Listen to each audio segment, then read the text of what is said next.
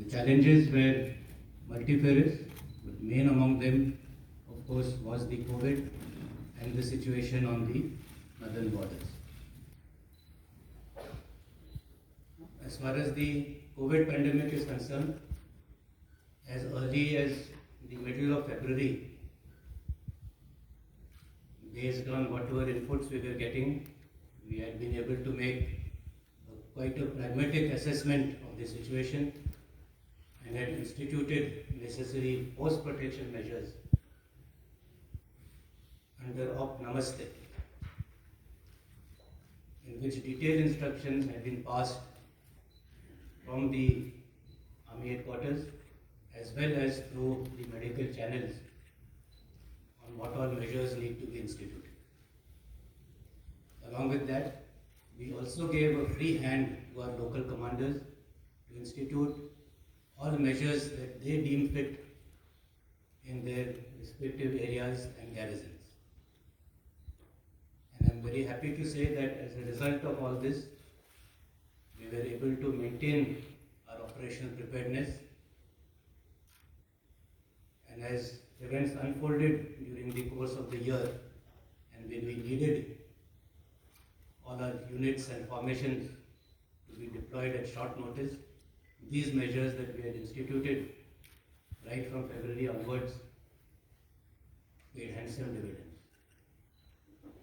There were, of course, some inconveniences caused because of the restrictions which had to be put in place, but I think in the larger interest, those were necessary.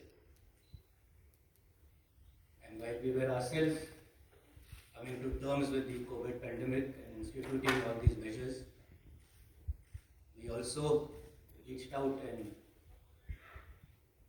gave help to all the state governments and our citizens to tackle this pandemic.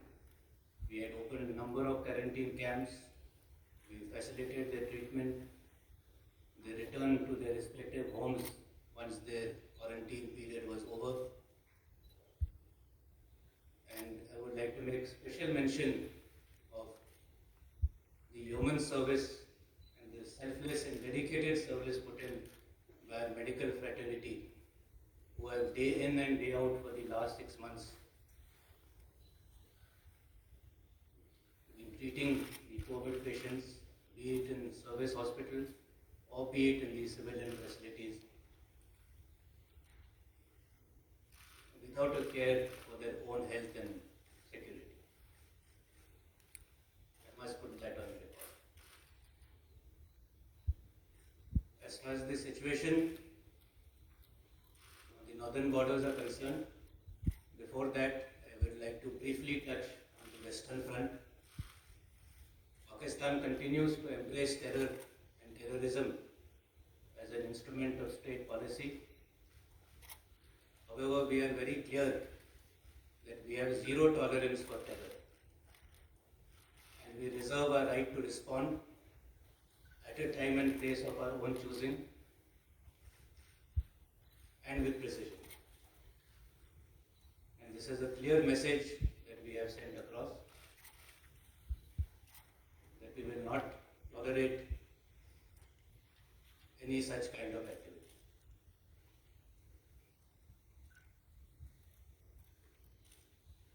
Coming to the northern front,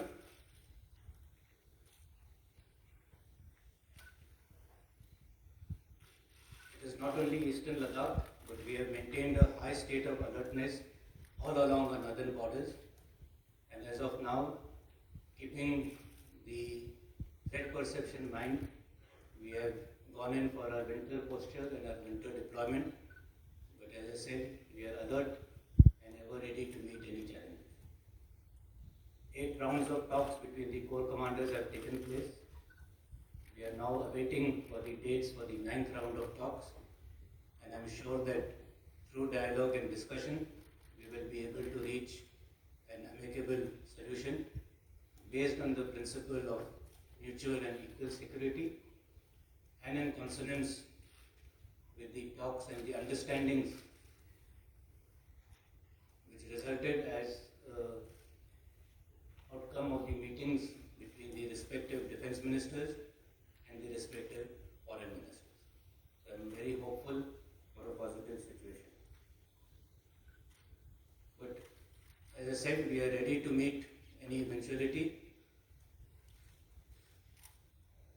all the logistics aspects have been very well taken care of, whether it is clothing, ration, habitat.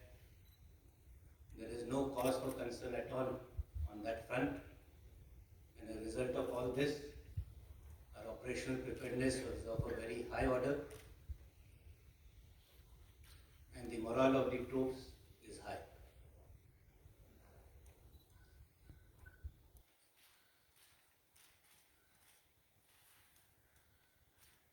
What has clearly emerged out of whatever has transpired in the last year is the need for us to restructure and for us to enhance our capabilities. As far as capability development is concerned, all-round development has taken place. We have signed a number of contracts in the last year,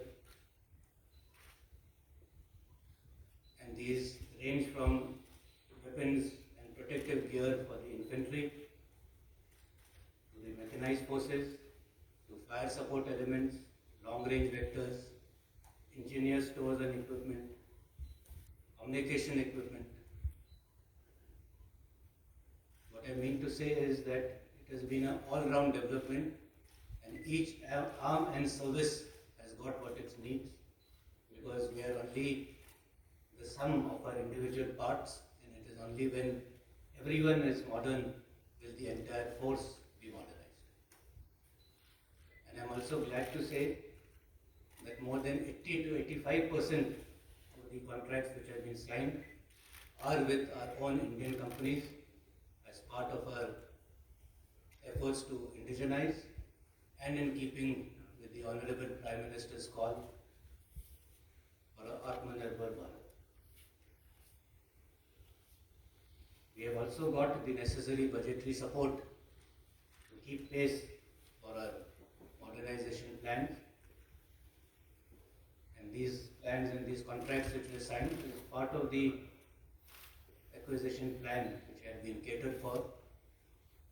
And we have got the necessary budgetary support for that, and for which we are thankful to the government and the Honorable Finance Minister for supporting us.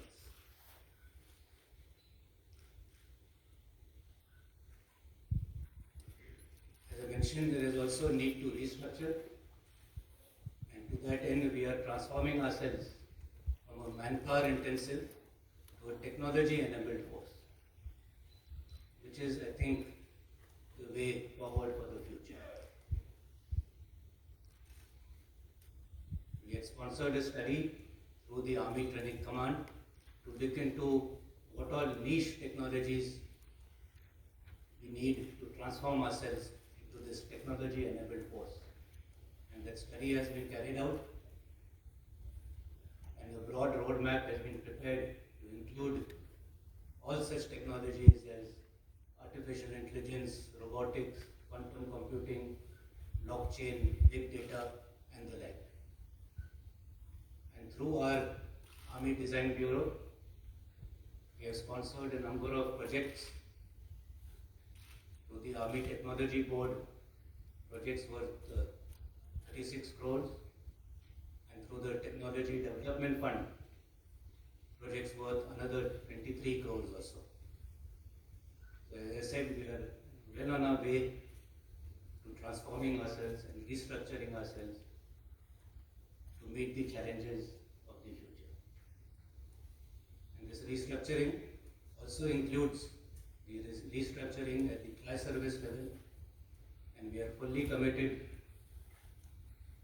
to tri-service jointness and the evolution of various integrated commands.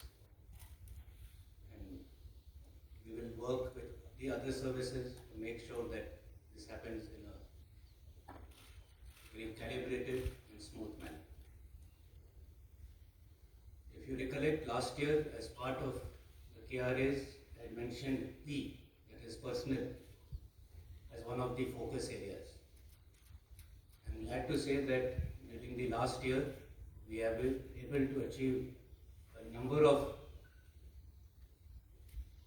schemes, projects, government orders, in which various issues which were pending have got resolved relating to pay and allowances, not only for the serving personnel, but also for our veterans. Because personnel involves our ex-servicemen who are as much part of our army family. I will not go into the details of each and every of these sanctions which have been received, but we have been able to make good headway. That does not mean to say that all the issues have been resolved, but a number of the more important ones have got resolved, and as a result of which a lot of benefits have accrued to both serving and retired personnel. Before I take your questions, I would like to reassure you once again that the Indian Army is fully prepared and geared up to face whatever threats are there, external or internal.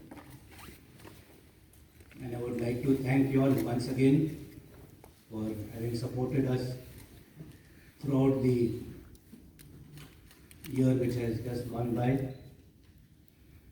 You've always been there to bank on, and we will continue to bank on you all to keep our citizens informed of whatever is going on through honest and truthful reporting. Thank you, and I am now open to questions.